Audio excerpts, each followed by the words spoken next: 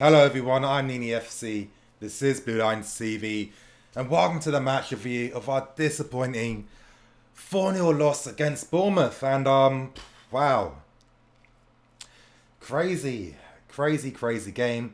Obviously I got a lot of thoughts and opinions on this, but before I get into anything, of course, today's video is brought to you by the One Football app. As I constantly keep saying every single time, it's the best football companion app to have, in my personal opinion, due to the convenience of all the information you'd want to have. I mean, for example, if you want to get match stats, if you want to get the match lineup before the game starts, if you want any information on the news surrounding players or a club, you can get that all in the One Football app. If you want to help me out, go to the link in the description below, click on that and download the One Football app. But anyway, you guys, getting straight into the match review, and we were all kind of hopeful. Of course, higuain starting his first game, Emerson playing on the left, which we've been crying out for a very long time, and obviously Ruben back in the team on the bench as well. Crazy what happened today, really was.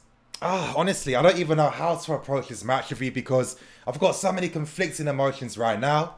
But I feel like I want to address something quickly. Now, I'm always constantly complaining about the fact that fans are so reactionary these days. Yes, we lost 4-0. Is it the first time we've ever seen us lose by a terrible scoreline like this? No. Even when we had guys like Drogba and Sarri, we still had pretty bad losses with those players as well. Let's not pretend that we've never had these type of defeats, but there's context behind things. Let's not forget this. I say this every single time. Look at the players, look at the squad, look at the individuals. Would you really say that these guys are the guys that are going to bring the best out of Sarri ball? Of course not. When we play this system, pressing is so important that we're seeing time and time again now that this team can't consistently keep their shape and press as a unit. It's not going to happen. Can you see guys like Pedro and Willian constantly running throughout the entire 90 minutes? Do you see Hazard doing that? Of course not. When you've got your front three that don't work and they stop running, that's going to affect the midfield. I mean, N'Golo decides to, do everything himself. And you know what? I understand why he does it. Because most times when he plays like this, we're trying to get back into the game. And he knows that there's no one in midfield that's making those runs. He has to do that. There's too much put on him. Way too much. But when N'Golo's not back there helping out the defence or staying close to Jorginho, we become even more exposed. And it was why we constantly kept getting beaten on the counter-attack by Bournemouth. It happened every single time. Now, with me saying this, please, don't just take this as, Nini's trying to criticise Kante. Don't be stupid. I'm not doing that at all. I'm painting a picture here of the collective effort in regards to why this team lost today. Always remember that. It's a team game. It's a collective effort. If one person doesn't do his job properly, that affects how the other players can do their jobs as well. Let's not forget that. And we're not going to see Sarri ball at its best until we get more reinvestment. Now, as I always say, I'm not the type of guy that thinks that you can solve every single solution with the transfer market. Because football doesn't work like that. A lot of times defeats happen for tactical reasons. But we're playing a system now where we have to impose our game on the opposition. And because we're doing that, that means that we do have to look at the players very critically because their performances are going to depend on how successful we're going to play in a game now. We don't have guys like Mourinho or Conte where the system is the most important thing in regards to getting the 3 points. We've reversed that now. It falls on the players. Now, I sympathise a bit. I feel like if these guys had Sarri 3 or 4 years ago, they'd be much better for it. But they've declined over the years, and I personally feel that there's a lot of players that aren't good enough. I was saying at the start of this window, I need to see more attacking players because I knew that this could potentially affect us this season, and we're seeing it. Pedro and Willian, I'm sorry, they're both in the decline. They've had some great moments with us, but really, we can't rely on these guys anymore to consistently be great for us. It's not the case now. Now, we have rectified one of these issues by signing Pulisic for next season. Of course, I'm hoping the club are going to be encouraged to make more investments in attacking areas because we need that. Because I look at this team, I look at how we play. Of course, I watched Napoli last season. I saw how they played and they were so fluid. Really fluid. Now, of course, it's not the right context because I looked at a Napoli team that had played 3 seasons under Sarri. History, stats, everything shows you that this system works. History has shown that this system does work. It does, because he took a team like Napoli to become title contenders, and they've never ever been anywhere near close to being that type of club that does that. Looking at us right now, there's too many players that aren't good enough. In my opinion, I don't think we can see Pedro, we can't see Willian. I think Cover's good, I'd have him as a backup, but as a number 8, no way in hell. The guy isn't a number 8 player.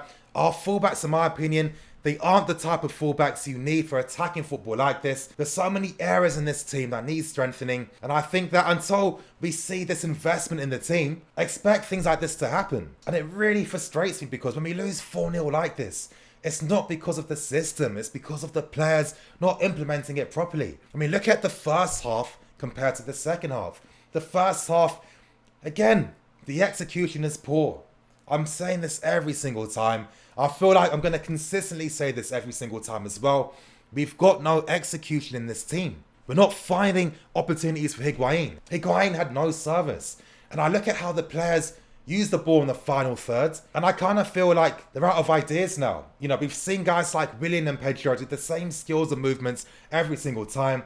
It does become quite predictable. You know, remember, these guys do play together, so in that sense, they do have a relationship on the pitch, and I feel like their combinations and stuff are so predictable now. It's easy. And this is why we need new players to bring in a new era of football at this club. I was kind of disappointed today looking at some of the Chelsea fans' opinions on social media. I don't like the reactionary stuff. I don't like it. And people are criticising Sarri, calling him a fraud. Calling Sarri a fraud. How can people say that when we have a squad like this? They never saw a single Napoli game last season under him. They don't even know what his training sessions are like. There's so much context these people are forgetting. And I've been reading nonsense like Mourinho to come back and sack Sarri. Oh my God, I'm sorry, but sometimes there's some real stupid people in this fan base. I can't really dilute it. I have to say it how it is. And I get so sick and tired of all this reactionary nonsense. Today, it's not Sarri's fault. The solutions people wanted Sarri to do didn't make any sense. What? Play Giroud and Higuain up front together? What's that going to do? This team isn't built to play with 2 strikers up front. And how would we create those consistent opportunities for Higuain and Giroud to play up front together? It's not going to happen. People talking about crosses. Have you seen the crosses from our players? Aspie can't beat the first man. He can't do it. Alonso can't do anything at all. He's not good enough. And sometimes I kind of feel these opinions are based on delusion. It's clearly based on delusion, because you're implying that the players in this team are good enough to win every single game a season. That's not the case, because we aren't. And of course, I'm talking about no execution. I mean, there are opportunities today, you know, hitting the post with cover. Of course he hit the post. You might think it's harsh, but when you look at the best teams, their players finish opportunities like that. And I keep saying, if you don't score the first goal playing football like this, you're going to cause yourself some issues. And that's the case. We don't create enough opportunities, and the execution, we don't finish them. I'm looking at N'Golo Kante. How did Kante not score that opportunity? Now, no one patronised the guy. He's been scoring that time and time again this season. It's bread and butter for him. How is he not scoring that? If he scores that, the entire context of the game changes and things become different. Here's the thing. Players aren't taking the responsibilities to make those decisive moments happen. Eden Hazard today, very poor. Very, very poor. And I've kind of been noticing something with Hazard. Now, I'm going to elaborate on this more in tomorrow's 5 talking points video. I kind of feel like Hazard plays with too much freedom, and it's like, is he doing enough with all this freedom he has?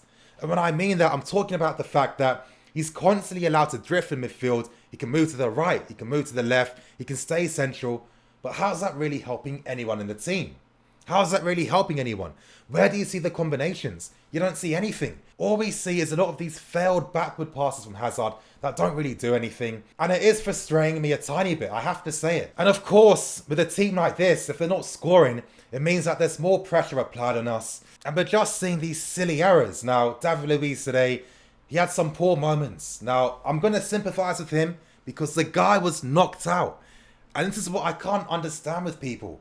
Maybe people haven't been knocked out before, but the fact that this guy continued to play on afterwards shows you how much of a leader he is, in my opinion. Of course, he was the only guy at the end, right at the end, to apologise to the fans, because that's what captains and leaders do.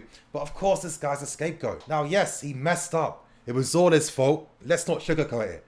The moment he made that poor pass, we effectively conceded the goal because Rudiger was nowhere near him. No one else was near him as well. And of course, it was good play by Brooks to score. And in my opinion, if you're playing at this level, I'm expecting a guy like Brooks to score from a chance like that. But do I feel like he should be scapegoated because he made that big mistake? Of course not, because look at the other players on the pitch. The attacking players did nothing. Pedro was awful. Hazard was poor as well. We're not doing enough to create opportunities for our strikers. And I feel there's a big thing we can do to help turn things around. It's simple. We have to start playing a natural number 8. We're not using a natural number 8. Cover is much better deeper. I told all you guys this summer, but you guys were telling me, but playing under Sarri will get more goals. Of course he doesn't.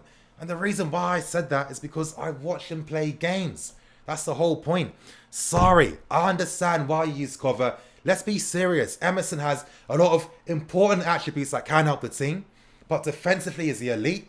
Of course not. I think with Emerson's weakness so far, it's his positional sense off the ball. Sometimes he's just way too high up the pitch, and it's not helping the team out at all. Now, I understand why Sarri's using cover because he provides that defensive solidity, but at the same time, cover isn't helping us score any goals at all in the final third. Ruben's the only one that can do that, but again, there's context, and the context is the guy's always injured. He's in a very delicate moment right now. If you keep overplaying him, it means that potentially he could get a more serious injury that could roll him out for a longer time. Now, there's a reason why I've constantly been bringing up context throughout this review, and I'm saying that because I am in defense of Sarri. I'm 1000% in defense of Sarri. I'm sick and tired of people making opinions based on no context or really looking at the full picture.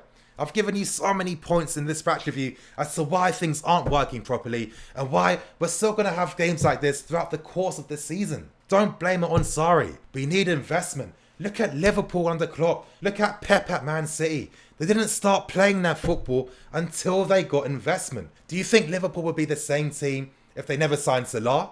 Of course not. Would Man City be the same team if they didn't spend 150 million on fullbacks? No. Of course not. Stop being so... I was going to swear then. Stop being so reactionary. This fan base is getting on my nerves a bit. I can't lie. Sarri is the right guy for our future.